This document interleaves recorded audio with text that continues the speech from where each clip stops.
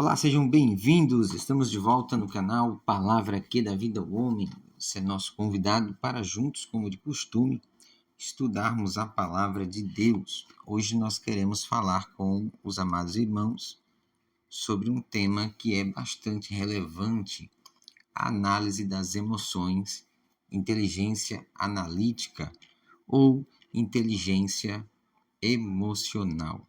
O que é a inteligência emocional?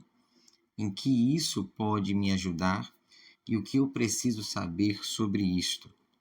Veja bem, quando nós falamos da inteligência, nós precisamos entender que é uma coisa diferente de sabedoria. Inteligência não quer dizer que você seja sábio. Às vezes alguém é inteligente, mas não é sábio. Às vezes alguém é sábio, mas não é tão inteligente. Inteligência tem a ver com a capacidade de aprender e desenvolver determinadas coisas. E sabedoria tem a ver em aplicar aquilo que se sabe. São coisas distintas. Mas quando nós falamos disso, nós queremos trazer dados, informação e conhecimento. Então, como a análise inteligente pode ajudar a vencer os problemas da vida, como, por exemplo, o suicídio? Segundo a Organização Mundial de Saúde, 300 milhões de pessoas sofrem de depressão no planeta. A informação, né? Então, o que essas pessoas têm em comum? Autoestima baixa, problemas com aceitação, frustrações nas redes sociais, dificuldades de relacionamento, conhecimento, né? Tomar postura adequada para não interiorizar, ridicularizar ou denigrir a imagem de pessoas dentro do âmbito social e humano, promovendo o bem-estar. Então, é importante que todos saibam e todos entendam que nós temos 3 pilares importantes: os dados. Então, é aquilo que os números oficiais das organizações competentes revelam. A informação, então eu tenho que descobrir o que eu vou fazer com essa informação. E o conhecimento, que é entender como eu posso ajudar as pessoas que têm problemas dessa natureza. Então, são pontos que a gente tem que trabalhar. Então, eu tenho os dados, tenho a informação e tenho o conhecimento. A morte anda ao lado. No Brasil, são 5,8% que sofrem deste mal. 5,8% da população tem esse tipo de problema relacionado. Aproximadamente 11,5 milhões e mais de 18,6 milhões sofrem com ansiedade, ou seja, mais 9,3%. 800 mil pessoas se suicidam por ano. Uma pessoa se mata a cada 40 segundos. A doença é silenciosa, afeta a autoestima, ataca a mente, isola pessoas dentro da própria casa e os maiores índices estão nos países ricos. Olha que isso aqui é um dado interessante, né? Às vezes alguém diz assim, os pobres financeiramente, né, estruturalmente, as pessoas de baixo poder aquisitivo, as pessoas que não têm riqueza, que não têm patrimônio, deveriam ser as pessoas mais tristes, mais propensas ao suicídio, à depressão, à ansiedade, à crise da síndrome de pânico. Mas interessante é que é o inverso. Os países ricos,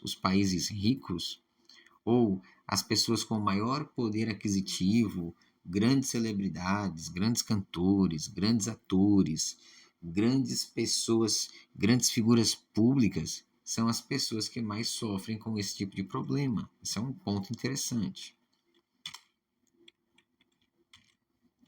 E por que acontece, né?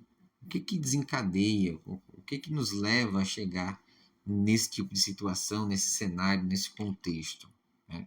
Se a vida ela é tão boa como muitos dizem, por que queremos morrer? Por que queremos desistir? Por que queremos nos matar? Por que queremos tirar a própria vida? Não é um ponto interessante para você pensar, refletir e meditar? De um lado, você tem a morte. Do outro lado, você tem a vida. Por um lado, Cristo quer te salvar.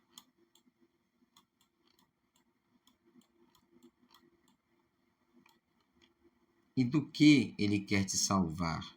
Ele quer te salvar da morte. Não desista de viver, não desista de lutar, não desista de tentar, não desista de insistir.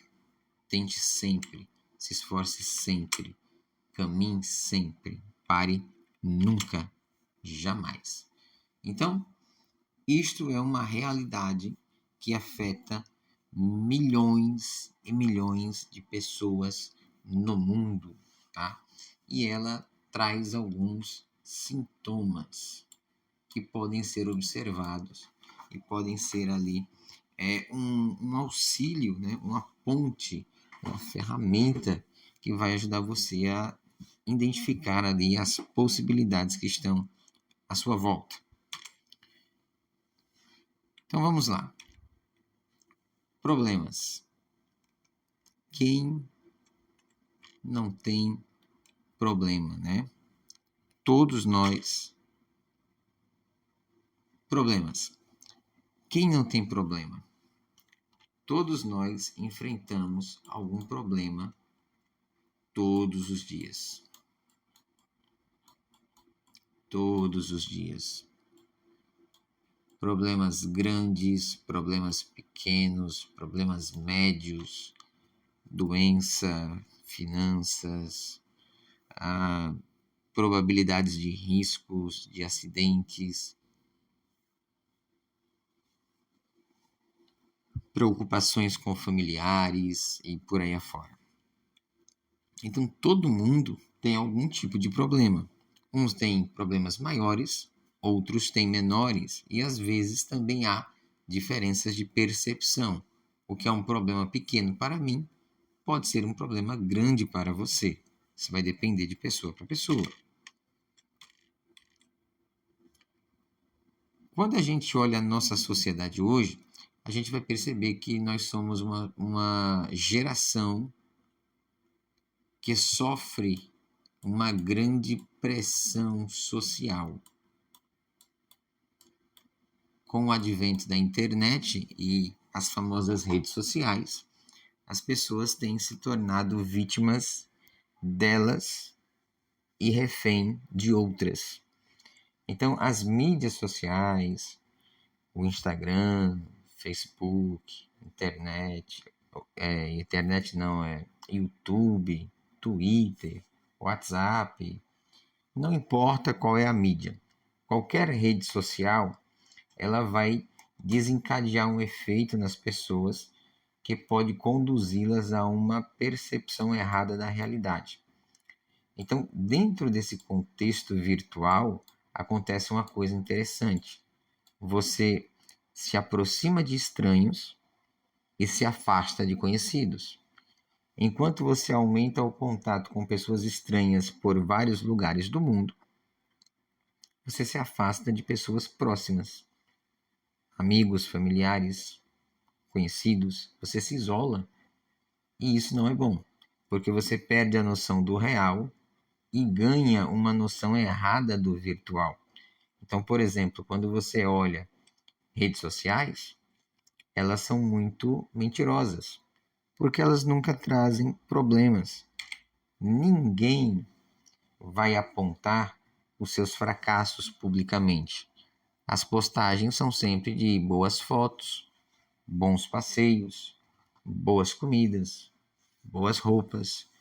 As pessoas vão propagar as suas vitórias ou até as falsas vitórias, né? Ninguém vai postar que tá triste, que tá deprimido, que tá fracassado, que perdeu tudo. Não, as pessoas querem sempre mostrar que estão bem. E isso termina criando uma pressão que conduz você a um caminho de mão dupla, enquanto para outros que não te conhecem, você está bem, na verdade você está sofrendo.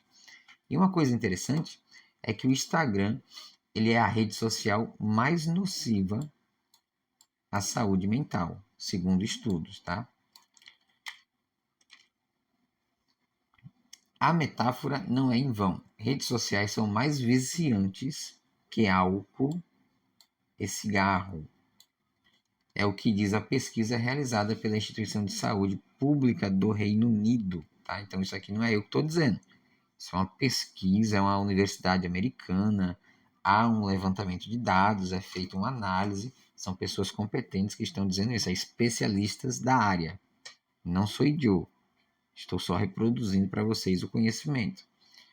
Então, em parceria com o Movimento da Saúde em Jovem, e dentre elas, o Instagram foi avaliado como a mais prejudicial à mente dos jovens, né, por conduzir justamente os jovens a uma noção surreal ou inexistente. Ainda continuando a falar das evidências, outro estudo das universidades de Houston e Palo Alto, ambas também nos Estados Unidos, teve um resultado semelhante e indica que as pessoas que passavam mais tempo no Facebook relatavam sintomas depressivos mais elevados devido à constante comparação social. Então a pessoa tem o padrão daquilo que é postado na rede social como um padrão real. E quando ela compara aquele padrão real imposto por uma mídia e ele olha a sua realidade, ele se sente inferiorizado, se sente fracassado, se sente não produtivo, e isso faz com que ele caia em um estado depressivo. Isso são levantamentos importantes feitos por pessoas que estudam o assunto. Teve até mais uma pesquisa americana, né, esta da Universidade de Colorado, em Denver, que sugeriu que excluir alguém do Facebook levava a consequências muito mais reais do que virtuais, como se a pessoa tivesse sido ignorada ou excluída presencialmente, né? Então, você não pode nem cancelar uma amizade virtual porque é como se você tivesse produzido uma briga real, né? Isso é um dos sintomas que se percebe neste mundo. Pesquisas indicam que tempo demais na internet tem relação com o aumento da ansiedade e da depressão, mas que redes sociais também têm efeitos positivos, né? É claro que a gente não vai dizer só que não presta, que não serve, não. Tudo tem um lado bom e tem um lado ruim. A gente tem que ter o equilíbrio entre esses lados. Entenda a mudança de comportamento global causada por elas e saiba como usá-las para o bem. Isso é importante. Em um artigo de opinião pública na revista The Atlantic, a Danger afirmou que o uso exagerado de internet e redes sociais pode ter relação direta com o aumento exponencial de ansiedade e depressão, segundo a ONU. Eles incidem em 3,6% e 4,4% da população mundial, segundo a OMS. Ligada à ONU, a depressão é vista como o mal do século. Então as pessoas querem desistir da vida, da interatividade, da socialização física presencial e se submetem a padrões irreais e inexistentes produzidos por mídias falsificadas. Agora veja que texto interessante de Charles Clooney, sociólogo de 1909.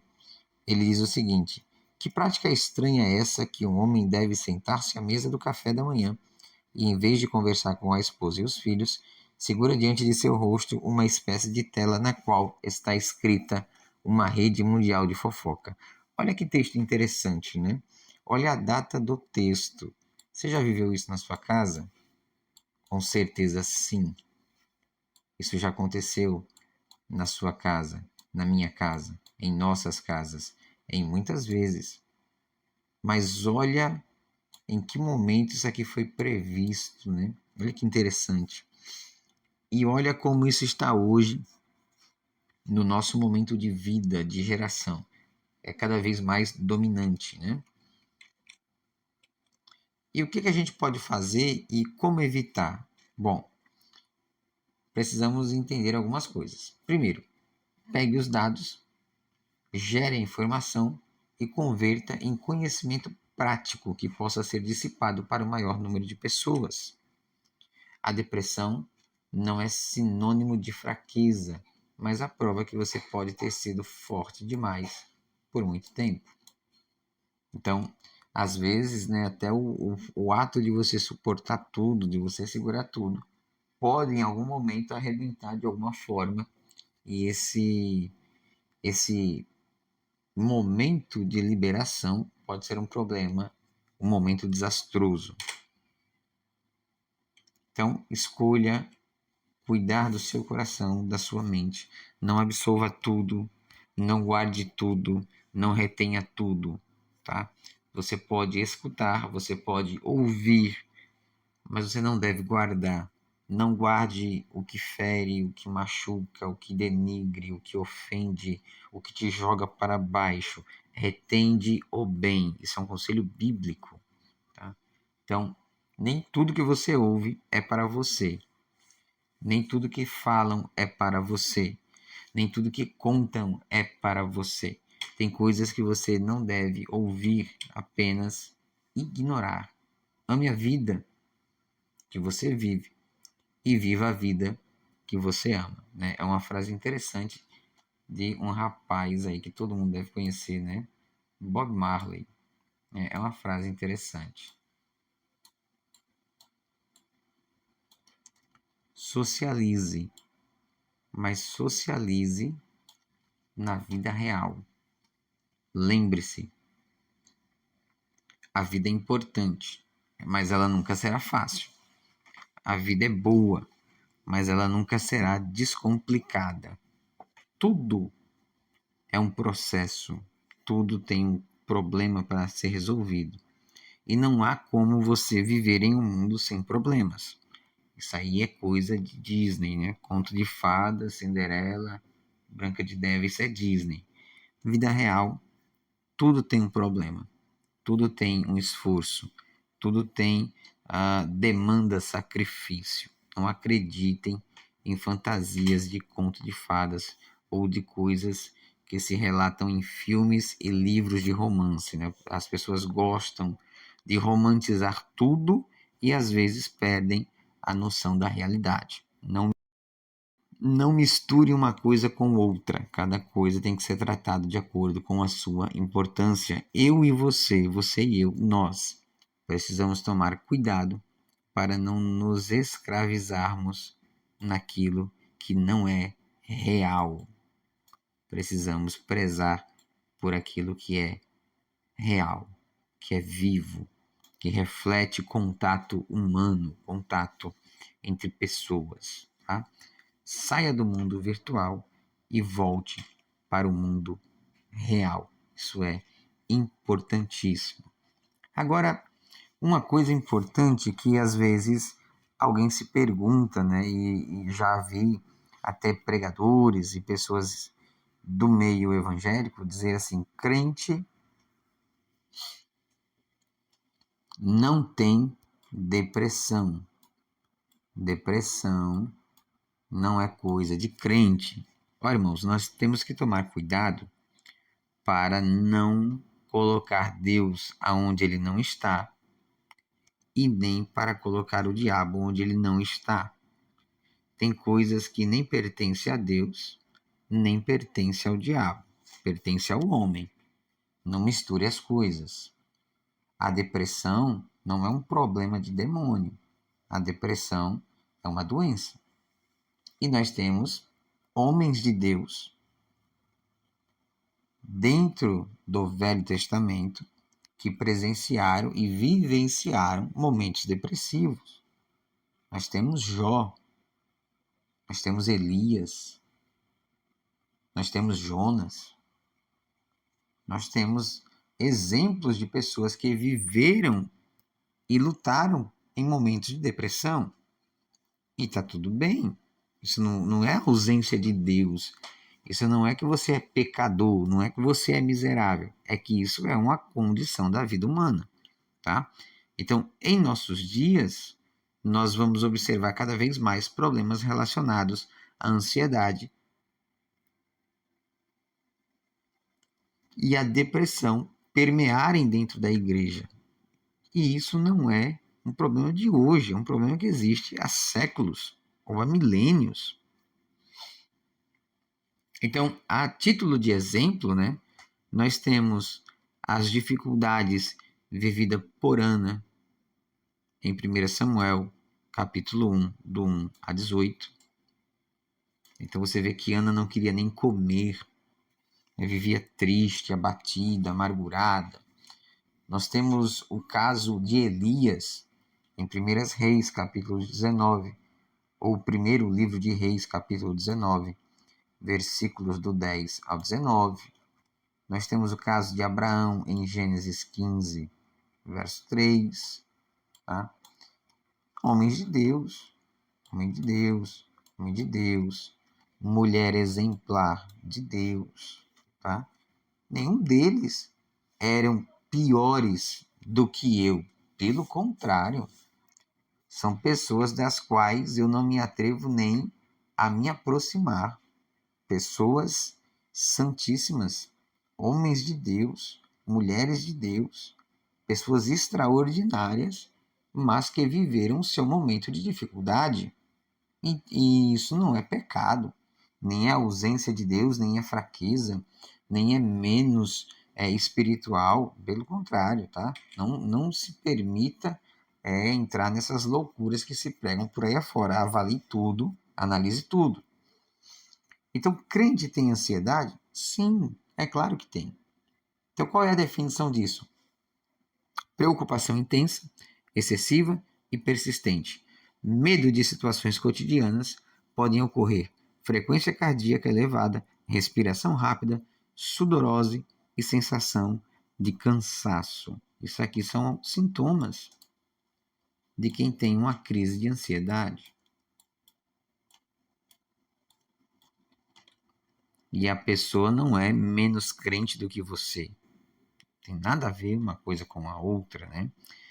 Observe que os próprios ou os grandes homens de Deus, em muitos momentos, tiveram medo da morte. Elias fugiu com medo de Jezabel. Pedro negou com medo de morrer. Né?